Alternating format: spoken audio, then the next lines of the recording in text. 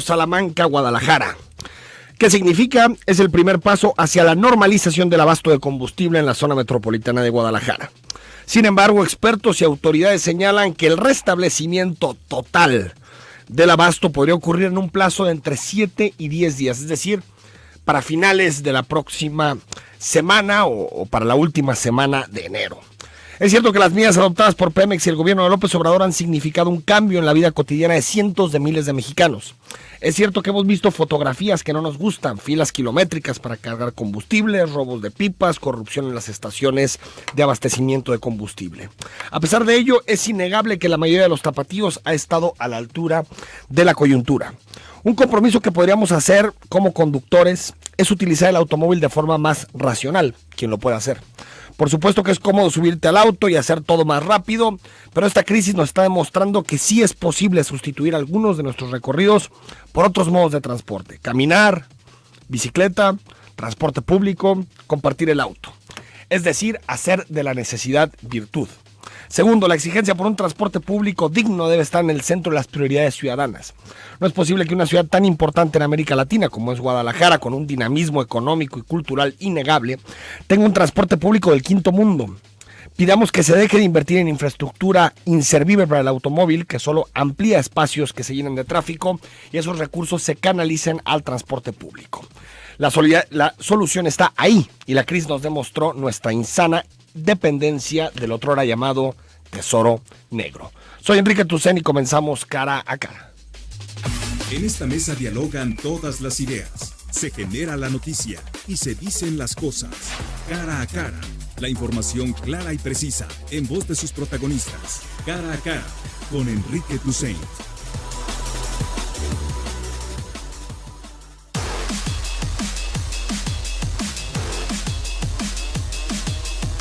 9 de la mañana con 6 minutos. Feliz viernes a todos. Gracias por acompañarnos. Estamos en Cara a Cara. En unos minutitos más estará con nosotros el secretario del Trabajo, Marco Valerio. Muchos temas que queremos plantearle al secretario, desde los que tienen que ver con sueldos hasta la discusión que hay sobre los famosos talibanes, las juntas de conciliación, por supuesto.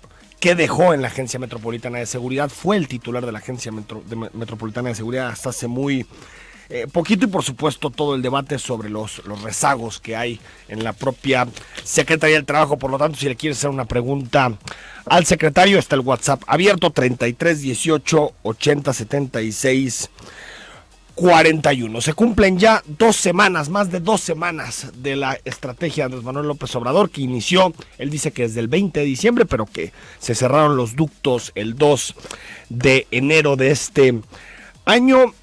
Y hasta el momento, estos son algunos de los resultados de acuerdo al titular de Petróleos Mexicanos. Se han iniciado 1.831 carpetas de investigación, de las cuales 266 han sido con detenido y 1.565 sin detenido. Esto hace un total de 435 personas detenidas en ese periodo. Se han judicializado 97 de esas carpetas de investigación y han sido puestas a disposición de la autoridad judicial 165 personas. 124 de estas personas están vinculadas a proceso y 45 cumplen medida cautelar de prisión preventiva.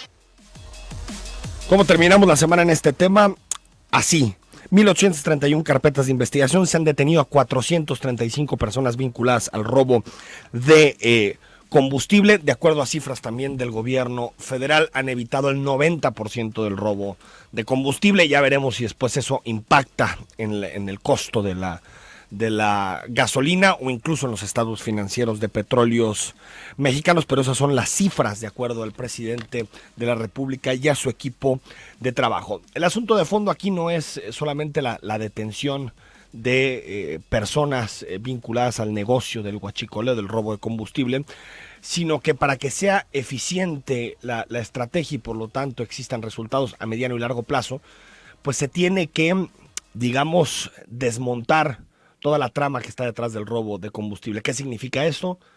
Pues limpiar Pemex de información que va a los cárteles del crimen organizado, es decir, que los funcionarios que están dando estos pitazos a los huachicoleros salgan de la institución y salgan de Petróleos mexicanos, también congelar todas las cuentas vinculadas. Hasta el momento son muy poquitas las cuentas que se han congelado vinculadas precisamente al negocio del huachicoleo, y también, digamos, romper la red de protección que existe sobre todo a nivel local para el negocio del huachicoleo. Es decir, no pensemos que los resultados de una estrategia como esta tan compleja pueden darse en un periodo tan corto, es decir, que en un año, año y medio ya estaremos viendo pues prácticamente todos los resultados de esta estrategia. Creo que se irán viendo algunos, como los ha dicho el presidente de la República, pero digamos, toda la trama que existe detrás es una batalla que tiene que dar el Estado mexicano, que tiene que ver con temas de seguridad pública y de seguridad nacional, que yo creo que son más a mediano y a largo plazo.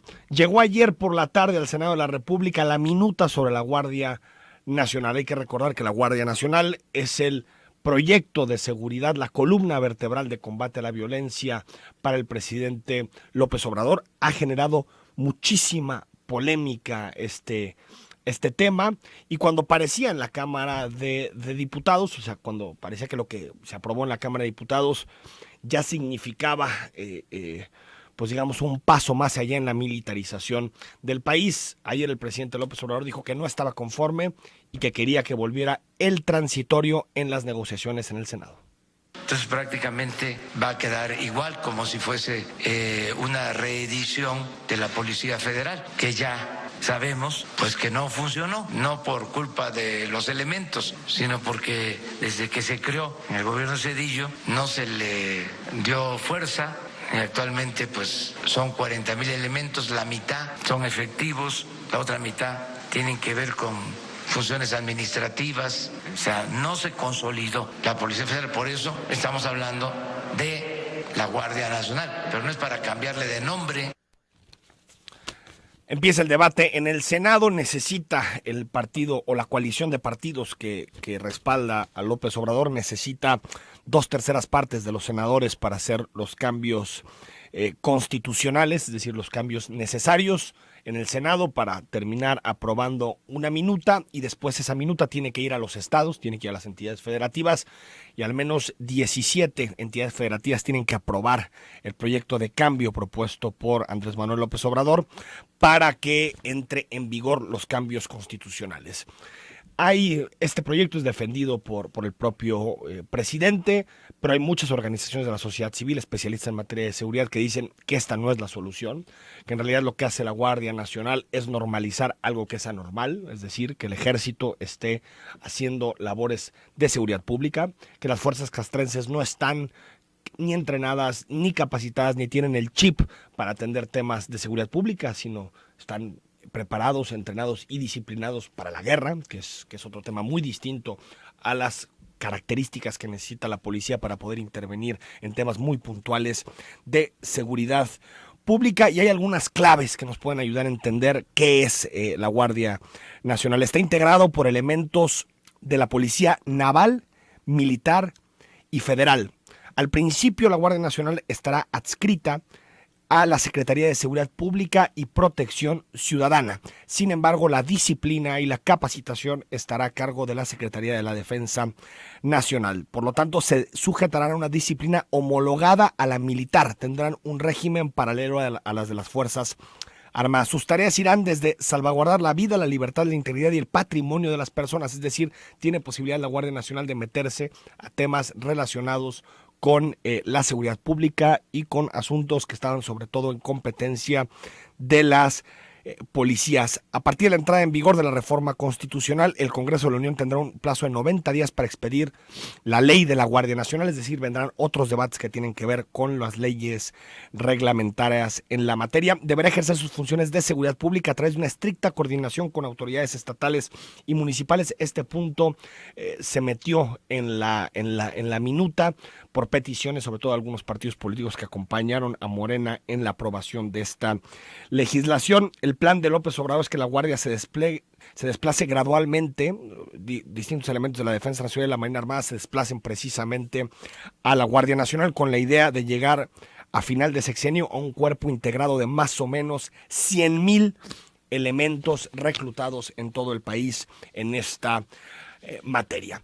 Más adelante tendremos la posibilidad de escuchar una conversación que tuvimos ayer en la tercera emisión de Zona 3 Noticias con Lisa Sánchez. Ella es directora de Mexicanos Unidos contra la Delincuencia. Platicamos punto por punto de la Guardia Nacional, qué significa, qué riesgos existen tanto para los derechos humanos como para las libertades de los ciudadanos, y si considera Lisa Sánchez o no que hay posibilidad de que esta fuerza mixta, pero con disciplina militar, de resultados en el corto y en el mediano plazo. Más adelante escucharemos su opinión. Dos temas más antes de irnos a nuestra entrevista. Inicia la transición en la Universidad de Guadalajara. Hay que recordar que el 1 de abril tiene que haber nuevo rector. Alberto Castellanos, Ricardo Villanueva, Jaime Andrade, Héctor Raúl Solís Gadea, Ruth Padilla y Héctor Raúl Pérez Gómez. Alguno de esos nombres será el próximo rector de la Universidad de Guadalajara. Al final, el secretario general de la Casa de Estudios no se registra, Alfredo Peña. Comienza toda esta discusión acerca de la transición en la máxima Casa de Estudios. Hay que recordar que la Universidad de Guadalajara eroga 13,000 millones de pesos anuales, lo que significa más que el presupuesto de todo el municipio de Guadalajara, de todo el municipio de Zapopan. Por lo tanto, es fundamental analizar a fondo los perfiles de quién quiere ser rector. Y también hay ya 3 nombres para la Fiscalía General de la República: Alejandro Hertz Manero, Bernardo Batis Vázquez y Eva Verónica de Gibbs Zárate. Tiene que ser alguno de estos 3 perfiles el próximo fiscal general de la República, el primer fiscal general de la República nombrado por el Senado. Todo parece indicar que la carta que está marcada es la de Bernardo Batis. Vamos al corte, 9 de la mañana con 15 minutos. El WhatsApp es el 3318 8076 41. A la vuelta empezamos nuestra entrevista con el secretario del Trabajo.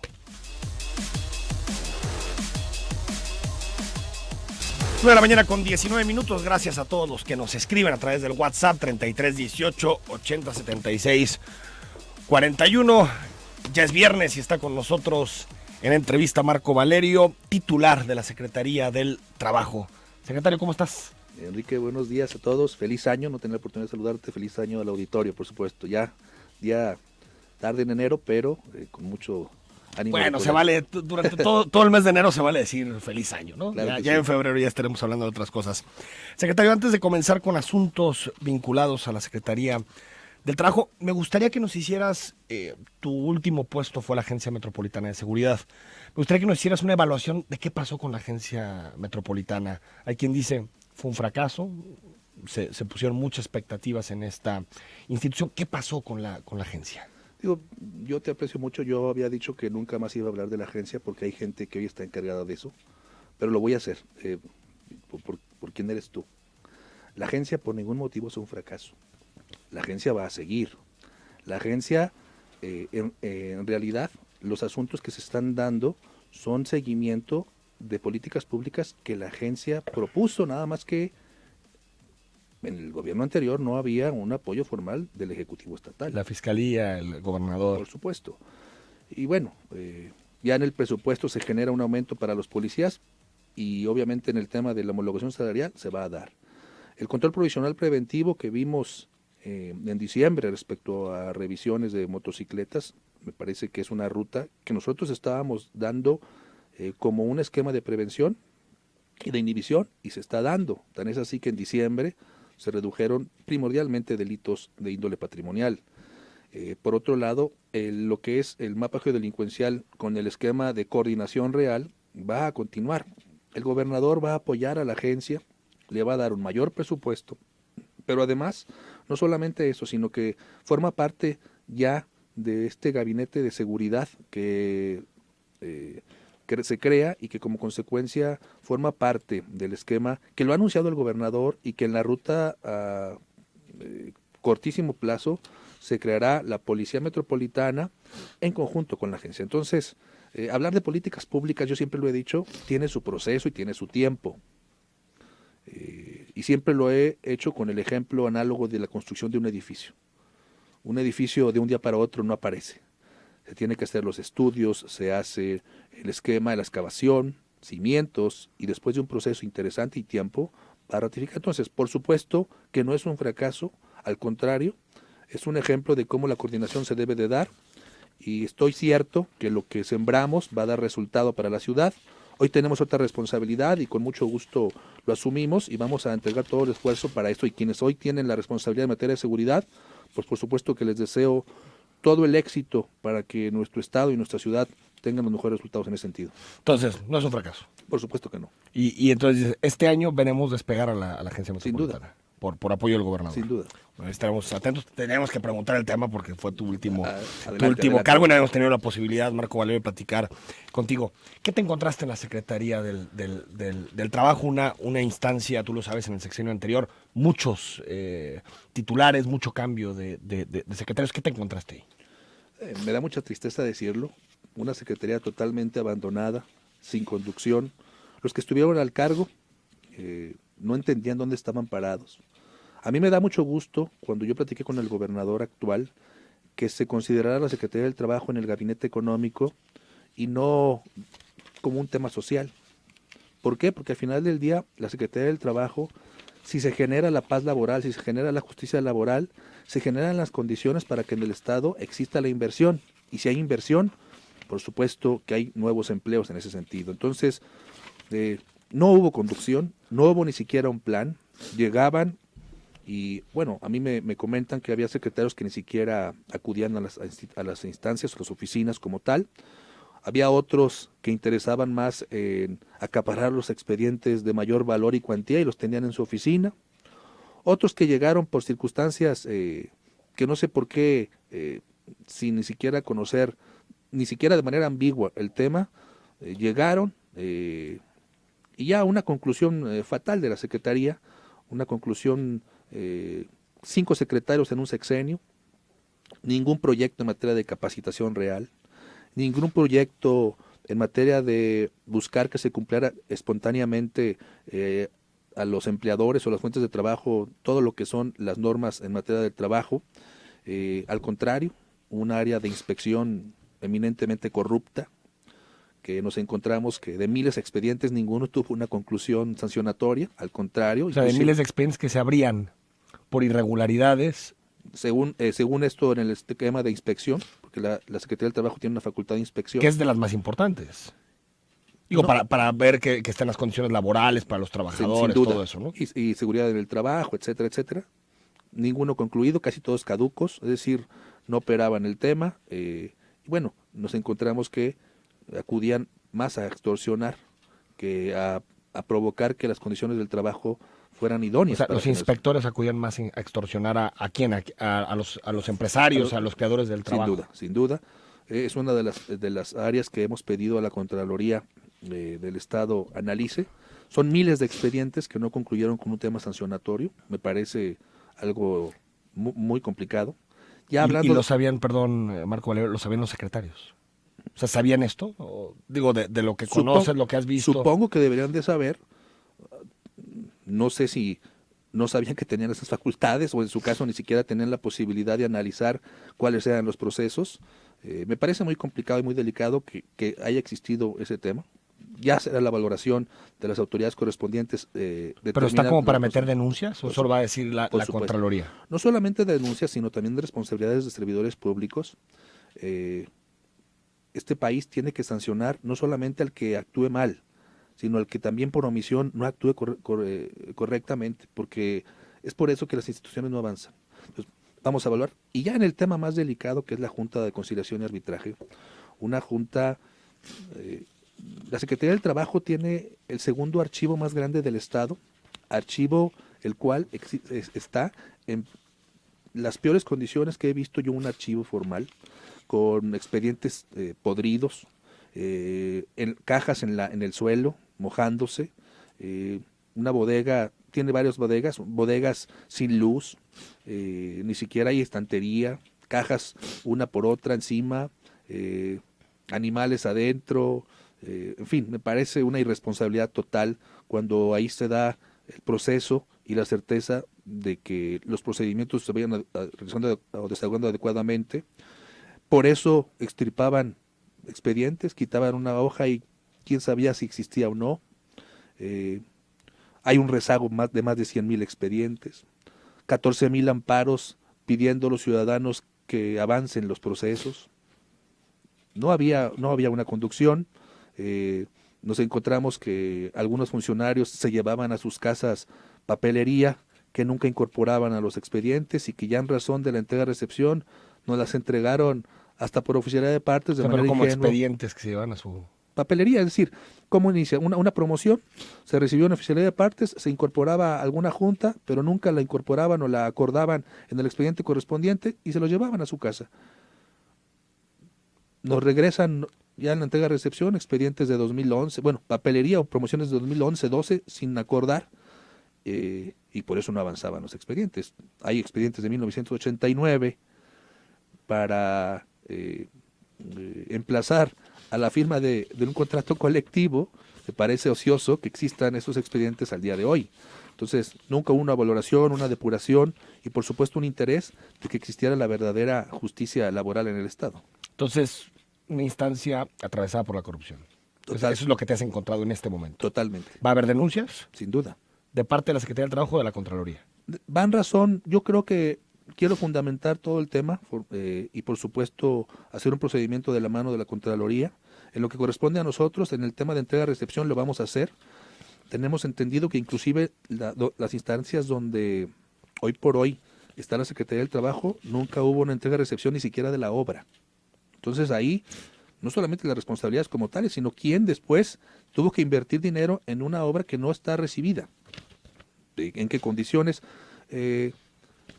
Equipo de cómputo totalmente inservible, no hay tecnología para darle seguimiento a más de 100,000 expedientes, se satura, una oficialidad de partes que sufre y padece de circunstancias de la no tecnología, una secretaría que nunca incorporó la tecnología. Transformarla de arriba abajo. Esto es... Sin duda, lo he platicado directamente con el coordinador del Gabinete Económico y con el gobernador, que tengo una excelente comunicación, y le he manifestado mi preocupación y mi intención de a la brevedad y en muy corto plazo resolver el tema de la Junta y darle una conducción positiva. ¿Qué pasó qué ha pasado con el asunto de los abogados talibanes, Marco Valerio? Porque te acuerdas, empezó el sexenio anterior, el primer titular de la Secretaría del Trabajo fue Eduardo Almaguer, dijo que sí iba a ir contra los talibanes, que lo hacía prácticamente política de Estado.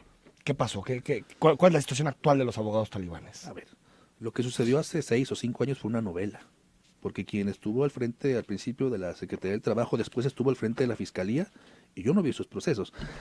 Vi procesos que desconocían cómo se deben desahogar. Vi denuncias presentadas por la Secretaría del Trabajo, ahora que estoy viendo, cuando ni siquiera existía un detrimento en el patrimonio del mismo. Es decir, había que generarse de manera distinta. Por eso los abogados se ríen de esos procesos mal instaurados. Entonces, me parece que fue una novela total con un objetivo. Es una simulación, porque la denuncia no tiene ni fundamento ni nada. Era para que la rechazaran. Nosotros vamos a ir desde el punto de vista positivo, retirando estas malas costumbres y malos hábitos que tienen abogados. Para quien no lo conoce, ¿quién es un abogado talibán?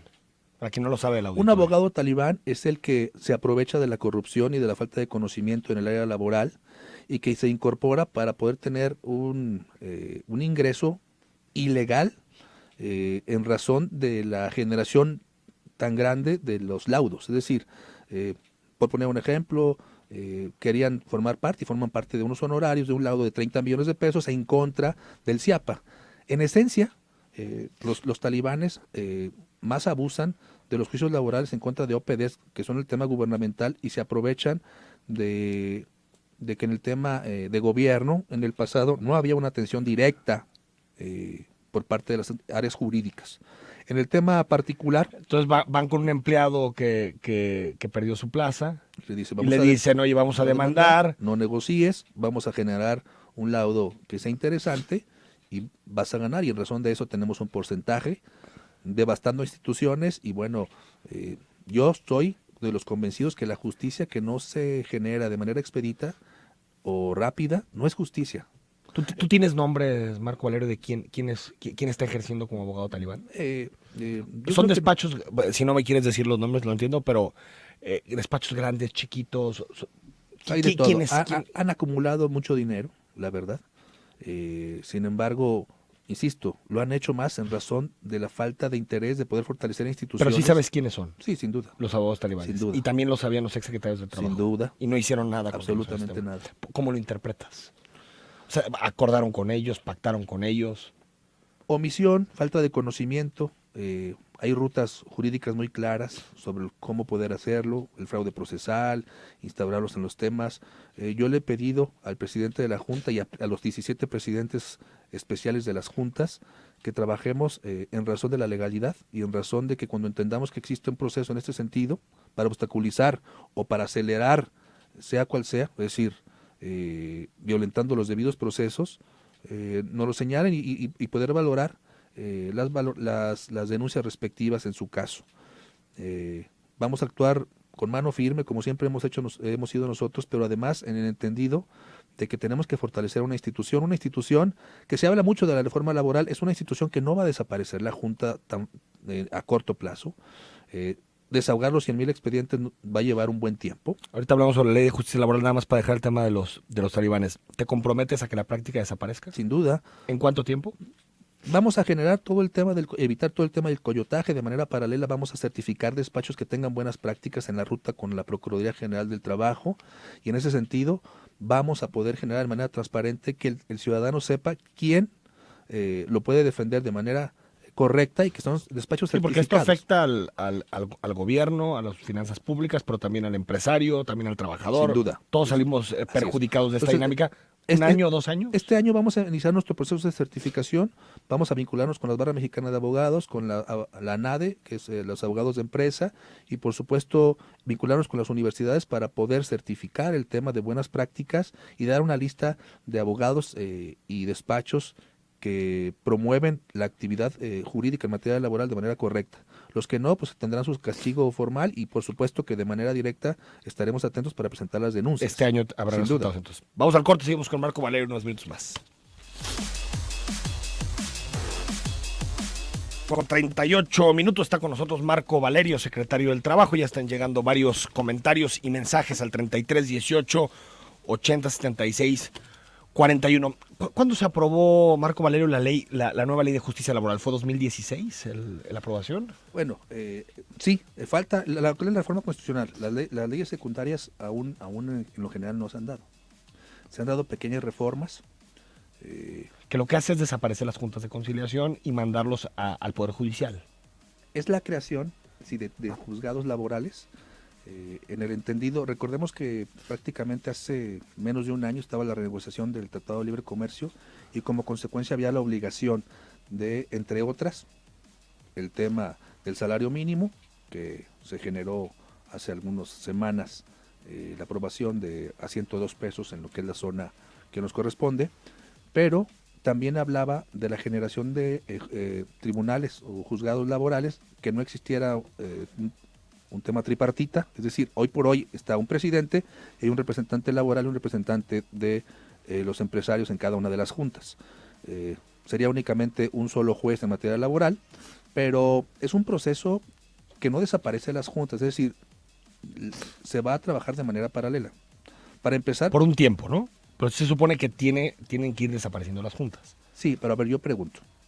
Es que pareciera que fuera de un plumazo. Pero no. Son 100,000 expedientes. Esos 100,000 expedientes hay que concluirlos. Si se derivan a otra autoridad para su desahogo, en sí mismo es una violación al proceso y como consecuencia. Entonces, habrá que desahogarse. Y después de desahogo, no quiere decir que los 100,000 expedientes, me refiero de la primera instancia o laudo, se genera en un procedimiento de amparo.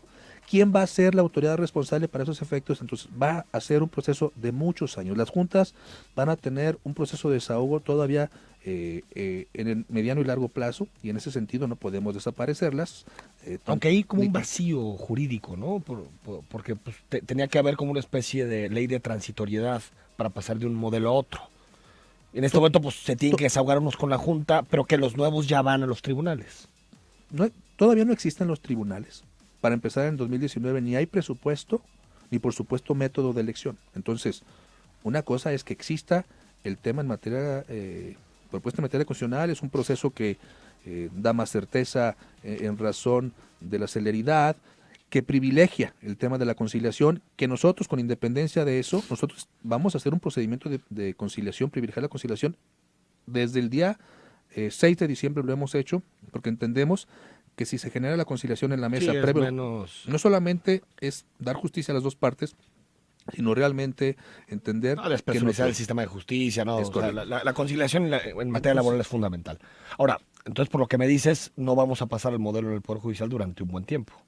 La Junta de Conciliación va a seguir existiendo. Estoy seguro de ello. Estoy seguro de ello y bajo esa circunstancia por eso vamos a fortalecer las juntas. En mayo entra la ley de archivos nacionales donde nos obliga a tener tecnología y yo lo decía, con el archivo que recibimos va a ser una tarea titánica, pero así la asumimos y vamos a tener un archivo muy digno. Vamos a de verdad implementar el tema de transparencia y tecnología a la Junta y en esa circunstancia dar justicia laboral. Marco Valerio, antes de trasladarte algunos de las preguntas que nos hace llegar el amable auditorio, el asunto de los salarios, porque en el sexenio anterior hubo mucha actitud celebratoria con relación a las cifras de empleo, pero cuando ya vamos a analizar los salarios, nos damos cuenta que un jalisciense promedio, un trabajador promedio, perdió casi 6 puntos de poder adquisitivo de 2013 a 2019, es decir, se generaron empleos en Jalisco, sí, pero malos empleos, es decir, empleos mal pagados, casi todos entre 2 y 3 salarios mínimos. ¿Qué hacer para combatir la precariedad laboral, sobre todo salarial? Yo siempre he dicho, desde el punto de vista económico, este país debe de establecer un nuevo método de cómo se valora la canasta básica. Hay productos que ya la gente no contempla y que para generar el tema de la canasta básica lo seguimos contemplando. Y lejos de tener, por ejemplo, productos como el celular o el internet, que son temas que ya prácticamente se vinculan a la necesidad del día a Está día. desactualizada, esa es la canasta básica, Entonces, con las necesidades actuales. Exactamente. Una cosa es la necesidad y el gasto que hay y otra cosa es cómo se cataloga. Entonces, yo creo que ahí hay un tema que a nivel federal se debe de resolver. El otro tema es este país durante mucho tiempo, y es un tema que no solamente es de presente, sino de futuro. Este país ha sido irresponsable en el tema de la correcta el correcto salario e ingreso para los ciudadanos y por eso hoy la gente que está pensionada no le alcanza porque ni siquiera fueron capaces de visualizar a futuro que el registrarlos con un salario, el salario mínimo o lo que sea, no solamente no resolvía el tema legal, sino que les daba esta precariedad para que en el presente no tengan la capacidad económica y que el gobierno tenga que generar programas alternos para darle la solución. Entonces, este país tiene que ser responsable. Sé que los empresarios y empleadores se vincularán a esa circunstancia y poder entender que el salario es, en razón de lo económico, lo que debe solventar la capacidad. Y de ahí nos derivamos a otro tema.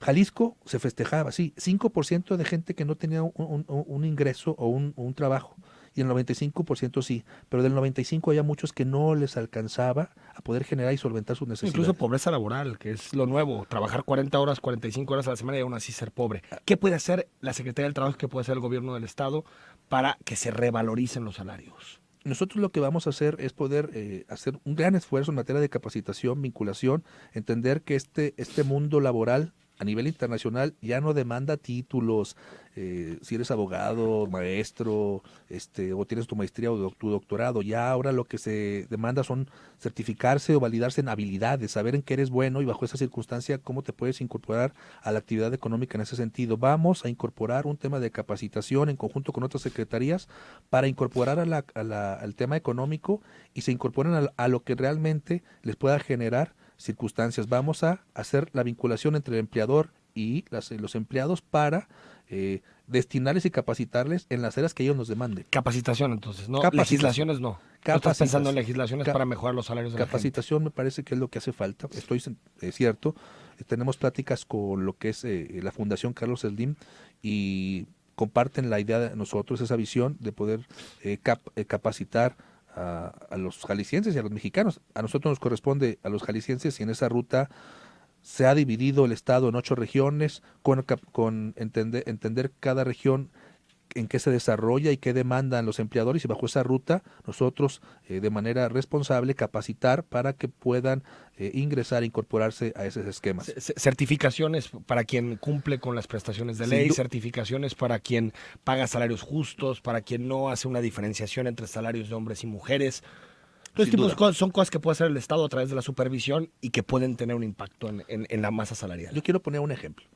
Sin duda, el tema del campo en Jalisco ha crecido. y también, sin duda, también a nivel internacional, el tema de certificación, de dónde vienen, cómo vienen, si pagan correctamente a sus trabajadores, si respetan el medio ambiente, también es un tema que internacionalmente afecta o no a los productos que se exportan. ¿Qué vamos a hacer? Vamos a hacer el gran padrón de jornaleros. Y bajo esa circunstancia vamos a certificar a las empresas que les den el correcto trato a la gente que en este campo, está en el campo. Que ahí están casi todos los que se paga un salario mínimo o hasta menos de un salario mínimo. Yo quiero poner un ejemplo. En Inglaterra los chefs hoy sí valoran el aguacate de Michoacán, pero dicen es un aguacate de sangre porque se crean o se siembran en lugares donde se devasta o se deforesta y además se abusa del trabajador. No hay correcto pago. Y bueno, esa circunstancia, a pesar de que la característica es buena en su tema de sabor y tamaño y forma, no lo respeta. Entonces, lo que queremos es que este producto que se pueda generar en Jalisco tenga certificación en materia laboral, por supuesto, vincularnos con otras secretarías como la de Agricultura y Desarrollo Rural, la de Tecnología y la de Medio Ambiente, para entender que se respeta, que hay un crecimiento formal y que la generación de economía no se dio en razón de violentar otras legislaciones, ¿no? Secretario, nada más antes de leerte algunos mensajes.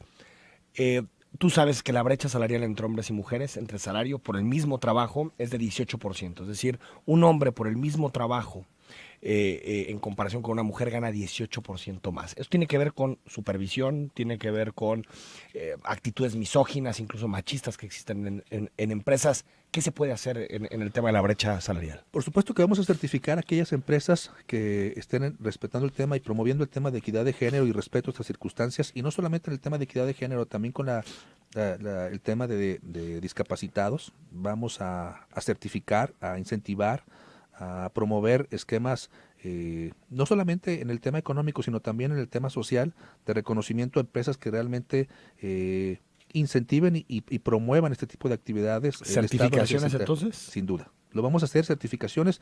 Hay un programa interesante, nos estamos vinculando con empresas internacionales que nos puedan ayudar a generar un producto que realmente dé el resultado como tal, y no solamente una certificación que dé la foto y un diploma, no. Vamos a ir más allá en ese sentido. 2539 nos dice, en mi empresa gano 2,500, pero me tienen en nómina con 1,100. ¿Qué puedo hacer? Bueno, eso es una irregularidad.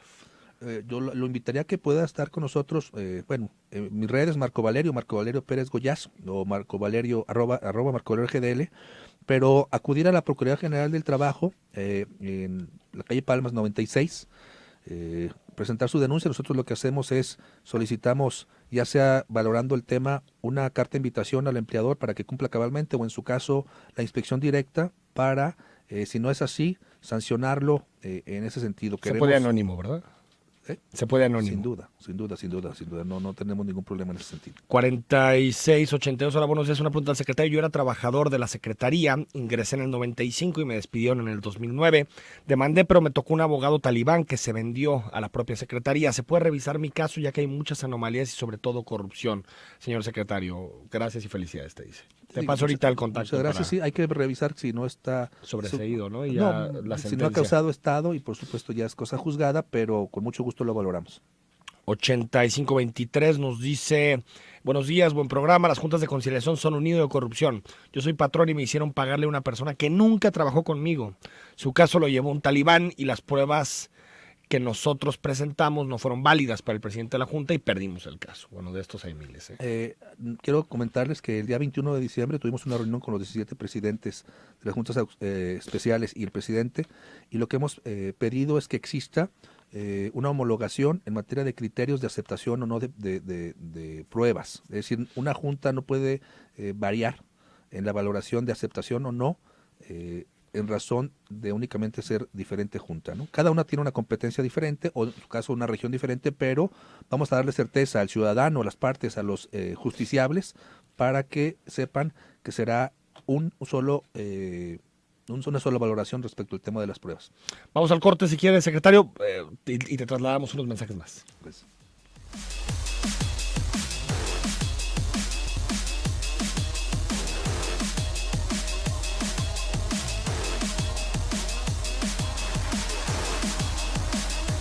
De la mañana con 53 minutos. Escríbenos, estamos en comunicación contigo este viernes con Marco Valerio, secretario del trabajo.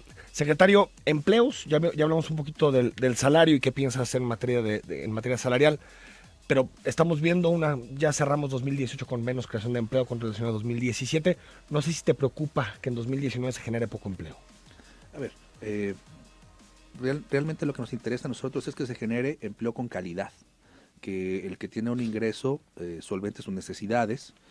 Estamos en pláticas con lo que es el Instituto Mexicano del Seguro Social para de manera coordinada trabajar en ese sentido. Hay quien habla que la generación de empleo fue únicamente trasladar lo informal a lo formal, es decir, incorporarlo a 1.975.000 personas que hoy están registrados en Jalisco ante el Seguro Social. Pero insisto, lo más importante es que el trabajo que se genere sea con calidad, como consecuencia de ello el empleador cumpla sus obligaciones formales, pero también el empleado se sienta satisfecho y cumpla su expectativa de vida en lo que es, al menos en lo económico. Y muchos trabajos provisionales o empleo que se destruía muy rápido, ¿no? Vinculado sobre todo a obra. Así es. Y hay otros que tienen que tener 2 o 3 empleos para más o menos salir de las cuentas del mes, ¿no? Sacrificando su salud inclusive para salir con las cuentas. Bueno, hay varios anónimos porque son sobre todo denuncias de falta de derechos laborales. Nos dice, en la empresa en la que trabajo siempre cambian razón social o la cambian de forma muy seguido. ¿Qué se puede hacer? A ver, nosotros vamos a ir en contra de esas malas prácticas. Nosotros sí certificaremos y por supuesto reconoceremos al buen empleador, pero aquel que únicamente cree que por estas circunstancias, para evadir obligaciones de PTU, para evadir obligaciones de aguinaldo, cambia de razón social y que con esto lo resuelve, no, ya hay criterios jurisprudenciales en ese sentido y bajo ese esquema vamos a abordar. Yo los invito a que acudan, inclusive personalmente con un servidor, para que los podamos ayudar, y nosotros acudimos a revisar la fuente de empleo y valorar en caso de que sea necesario las sanciones correspondientes y vincular inclusive a otras autoridades para el cumplimiento. Queremos que el empleador cumpla espontáneamente y estamos en esa ruta de entender que el gobierno tiene que ir de la mano con el empleador y con el empleado para generar la condición laboral justa, pero aquel empleador que no cumple con las leyes será sancionado sin duda alguna. 3972 te dice, saludos a Marco Valerio y Ricardo Velarde del Cumbres. Dice, ¿cómo ayudar al proyecto de gobierno? Bueno, aquí te paso el de Saludos, Ricardo. 2539. Tengo 15 años trabajando en una empresa. Al renunciar, ¿me darán alguna compensación económica o me dan lo que ellos quieran? Bueno, si renuncias, tengo entendido que es nada más los proporcionales, ¿no? Sin duda, sí. Sí, no, si es despido, ahí sí estaríamos hablando de lo que marca la legislación, ¿no? Gracias. De todas maneras, puede acudir y lo asesoramos y sin duda. Sí, para saber cuánto le toca, ¿no? Y no andar ahí de pronto hay algunos abogados que se acercan y mira, puedes ganar tanto y pide tanto y salarios caídos por los últimos 44 años. Sí, oye, pero tengo 25. Dice José Luis García, buen día, en la empresa donde trabajo no dan nómina, se las pedimos al contador y se molesta. ¿Qué nos recomiendan hacer? Te dice Marco Valerio. Hay muchas empresas que generan una doble nómina, hay empresas que justificándose en el famoso outsourcing, que en sí mismo no es malo, pero hay gente que le llama outsourcing y lo que hace es otras circunstancias, es evadir Entonces, yo lo que les pido es estar en mis redes sociales y con mucho gusto yo los atiendo bajo esta ruta, pero también físicamente ténganos la confianza de nosotros vamos a trabajar de la mano del trabajador y del empleador para que las cosas se resuelvan de manera justa para todos. Y si hay una injusticia, lo vamos a ayudar para que se resuelva ese tema. Francisco Corona me dice, se nos fue la hora y ya no se comentó nada de la rectoría de la UDG. Francisco, en la próxima semana lo comentamos, hay tiempo, se tiene que elegir hasta febrero, entonces tenemos posibilidad de platicarlo. 076 dice, muy buen invitado, gracias. 2347, buen día, señor Tucen, pregúntale por favor al secretario si va a impulsar la prontitud de la justicia laboral, ya que es muy tardada y muy corrupta. Sin duda, hay un proyecto para poder tener un panel de control de todos los expedientes, para saber cuando un expediente está retrasado, saber por qué causa se retrasó y en qué calidad está el retraso. Y en ese sentido, insisto, ser impulsor de que la justicia se dé de manera expedita. Y también por eso mismo vamos a promover la conciliación como un método de resolución de conflictos que no formalmente tienen que acudir a un tema de litigio. Dice, bueno, nos piden anonimato, en la UDG hay muchas personas que tienen años trabajando con empleos renovando contratos cada mes. ¿Eso es una irregularidad? Hay formatos para poder generar ese esquema, pero tienen que valorar a qué se refiere, ¿no? Entonces, tendríamos que valorar el caso en específico y como consecuencia poderle decir si es irregular o no. Jorge Reyes, aunque firmar un contrato mensual es una irregularidad, sobre todo si se hace de forma reiterada. Sí, para evitar lo que significa pues la permanencia en un empleo formal como así tal, es, ¿no? sí. Jorge Reyes, el Estado mexicano ha quedado de ver en el tema de la educación, pues como empleadores hemos observado que los candidatos no están preparados, y ahí está el asunto que decías, Valerio, de la capacitación, ¿no? 6719, el ganso sobre un nopal, bueno, todo el asunto de me canso ganso. 2994, buen día, tengo trabajando 3 años y no me suben el sueldo, ¿qué puedo hacer? Puede acudir a nosotros para poder valorar al empleador cuál ha sido la causa de la no generación del aumento y bajo ese esquema poderle resolver su tema. Javier Preciado, aunque no hay ninguna obligación de subir el salario. No, como tal, no hay ninguna hay. obligación. Digo, se apela a la sensibilidad de parte de los empresarios para entender que si hay más ingresos, pues por se puede repartir mejor. Por lo general, los sindicatos cuando hacen su tema de contrato colectivo y su valoración y su actualización piden el aumento. Si es un trabajador de confianza, pues será un tema distinto, pero por lo general y la inflación, en las ¿no? negociaciones es la inflación promedio, hay unos que sí aumentan 7, 8, depende de cada circunstancia. Javier Preciado, Enrique, muy buenos días, gran fin de semana. Nuestro salario ya debería de ser pagado por hora y no por jornada para crear seguridad económica, y vuelvo a lanzar el reto a que expliquen por qué subir el salario genera inflación. Es un absurdo total, no genera inflación, ya lo vimos. Por otro lado, da coraje ver que los servidores públicos no tengan un mínimo de ética y conciencia moral, siempre actúan bajo lo que pueden sacar de tajo y ganancias. Bueno, hay muchísimos mensajes. Secretario, gracias por haber estado con nosotros. Gracias a todos. Vamos a estar en comunicación. Claro que sí. Nos vamos. Te espero el próximo lunes a las 9 de la mañana en Cara a Cara. Tendremos una semana con muchísimos invitados para que estés en comunicación con nosotros. Soy Enrique Tuceni. Hasta el lunes.